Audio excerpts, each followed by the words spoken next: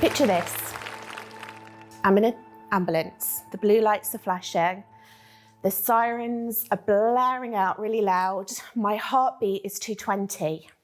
Heartbeat should be around 70. And I'm there taking selfies. Yes, I'm there taking selfies. Many people would tell this story from a place of terror, but I thought it was absolutely hilarious. So we'd been to a 90s concert. We're on the way to the train station and my heart started to beat really, really quickly. And it happened all through my life. It would feel like my heart was flipping over and then my heart would beat quickly. And normally it lasted 5 minutes, 10 minutes at the very most. This time it didn't stop. It didn't stop during lunch. It didn't stop when we went shopping. It didn't stop when we went to the Christmas market, and it didn't stop for the first half of the concert. So by this time, I felt really ill. I was sweating. I was hot. I thought I was going to throw up. I said to my friends, you know what? I'm just going to go see the paramedic over here in the corridor. Maybe he will give me a tablet or something to make it better. So I went to see the paramedic and he took my blood pressure and he put me on a heart monitor and he said, you're going to the hospital straight away. And I was like, no. The concert's about to start and I want to watch the Sugar Babes. And he was like, I am not asking you, I'm telling you. You need to go to the hospital right now. So I'm in the ambulance, heartbeat 220, sending selfies to my friends. I told them to stay. Don't worry about me, I said. I'll be fine. I didn't want to inconvenience them, you see. God forbid if I ever inconvenienced anyone. I turn around to the driver of the ambulance and I say, how long will it be before I see a doctor? And he says, you're not waiting, you're going straight in now. And as he said that, the doors fly open. I'm rushed into A&E on a stretcher, and a doctor and 2 nurses are running over to me. And I look at them, and my whole world falls apart. Shit. This is serious. They're working on my heart for about 10 minutes. They cannot get it to calm down. The doctor says to me, we need to put an injection into your heart. It's the only way it will make it stop beating so quickly. It's not going to feel very nice, but it will help. What do you mean? It's not going to feel very nice, I say.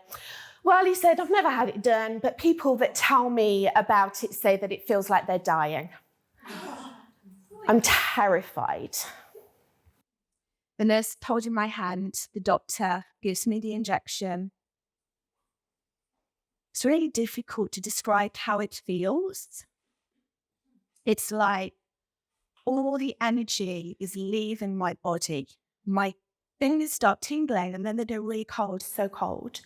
A shadow comes over me.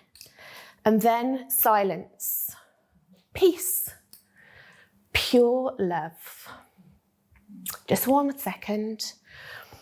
And then I hear the sound of the monitors again and I see the nurse and I feel the lights on me and I'm back. Wherever I'd been, I'm back. Now, you would think that a story like that and a situation like that would be absolutely life transformational, right? Nope. I took 1 week off work and then I went back to the hustle and the grind because that's what I needed to do to prove myself, to prove my worth to corporate, like we all do.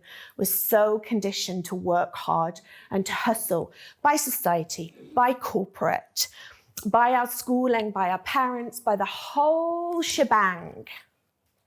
We are conditioned to hustle and work hard. And then it happened again about 6 months later. This time I was in Tenerife. This time, I had to get on a plane for 4 hours and fly back to the UK. I had to drive for 3 hours in a car to my local hospital. And by the time I walked into A&E, my heart had been beating at 220 for 48 hours. This time, I decided that enough was enough. And this time, I decided to do something different with my life. You see, corporate was killing me. It was killing me. I was working hard to prove my worth. To do what? To rise up through the ranks and get the corner office and be a CEO and burn myself out and leave because I couldn't hack it. Do you know, in a recent Forbes survey, 47% of CEOs are burnt out due to lack of work-life balance and not having enough time off. I didn't want to live my life like that. You know, we're born, we go to school, we get a job, we retire, we die. Life's got to be better than that, right? Life is meant to be abundant. Life is meant to be joyful if we choose to do that. So for the third time in my life, and this is a different story, but for the third time in my life, I made a big, scary leap, and I trusted. I trusted the universe, I trusted myself, and I chose freedom. And that's why freedom is my number one value. And I continue to choose freedom. I now work as a human design visibility mentor, and I help women, female founders, female entrepreneurs, CEOs, also to align to their energy and to build their business without the hustle. A lot of women that I work with are burnt out. They build their business through hard work and hustle, and they want to take their business to the next level, and they're just so tired. And there's various modalities that I work with them to help them to be able to create a different way to build their business. 3 of the things I wanted to share with you today. So the first thing is really understand your cosmic balance, your human design. Human design is this incredible system. I often get asked on podcast radio shows, I get interviewed a lot about human design, and people saying to me, Abby, what is human design? And I said, well, imagine that Myers-Briggs and astrology became lovers. And had a love child in the 90s, in Ibiza. That's human design. Human design is often known as the science of differentiation. It shows how we are all uniquely different. So we can stop comparing ourselves to other women and beating ourselves up about it. But there are 5 different strategies within human design that if we follow can really help you align your business to your natural energy so it doesn't feel like hard work anymore. And at the end of this talk, I am going to give you access to a free gift that will be able to show you how to do that. The second thing is to really step into your leadership role in the Aquarian Age. We are living in a new age, a new paradigm. We're moving away from the patriarchal, hierarchical societies where everyone had the power at the top. There are a certain amount of people that had the power, had the knowledge, had the money. And we're now moving into this beautiful new paradigm where it's collaborative, we're sharing.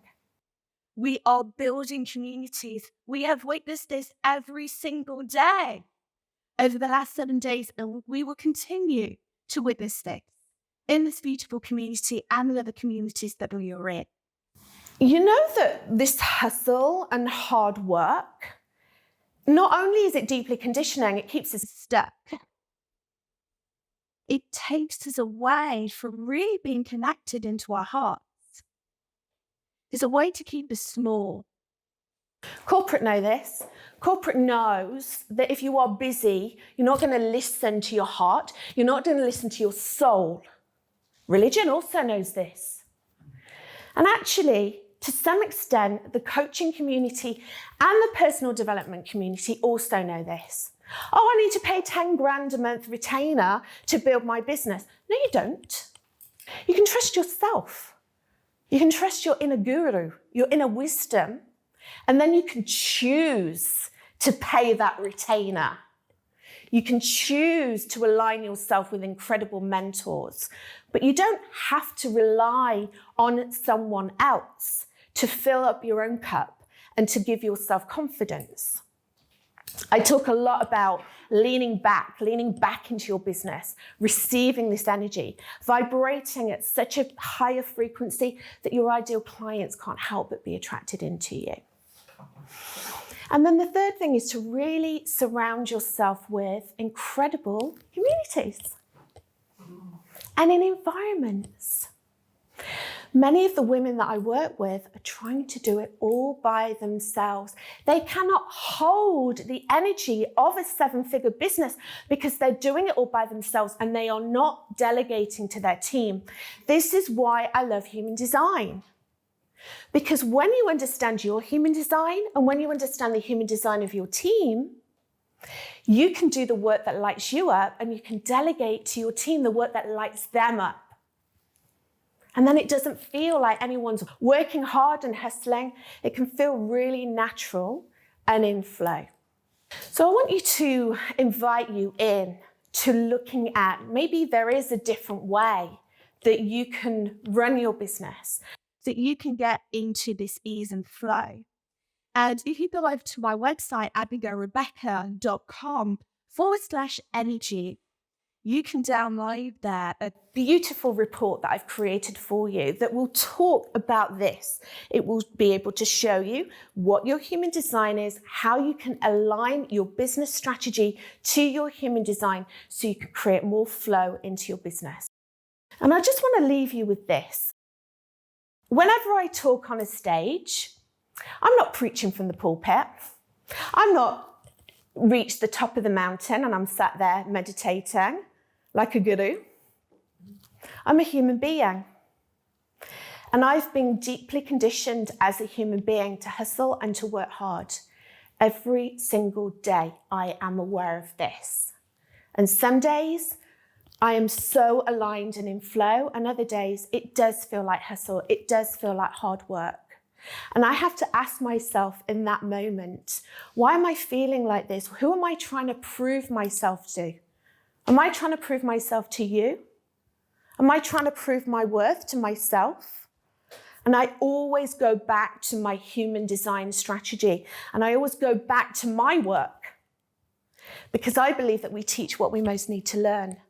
And what's so incredible about this is if I do kind of fall off the rails a little bit and I go back into that hustle mode, I know how to bring myself back. I know how to ground myself. I know how to step away. I know how to set those boundaries so other people understand my workflow, my natural abilities. And guess what? They get so much more from me when I am aligned to my natural human design. And I want you to encourage you to do that as well. Now you have the tools to do that. I just want to leave you with one more thing, actually, and it's a very quick story of... I was swimming in this river and there's a very, very strong current. And I was swimming against the current. I was with my friend and she was a really strong swimmer. And she got to this weir at the top and I couldn't go. Every time I was like swimming harder and harder and harder. And every time the current just pushed me back. And in the end, I was so exhausted, I just lay on my back.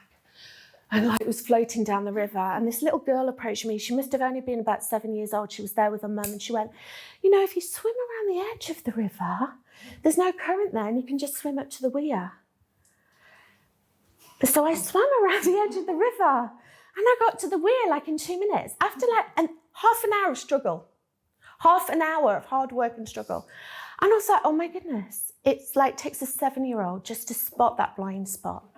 And that's what I love to do. That's what I love to do with every single woman that I meet. I love to help you spot the blind spot so you can swim around the edge. You don't have to struggle upstream anymore. Thank you so much, everyone, for listening. Mwah.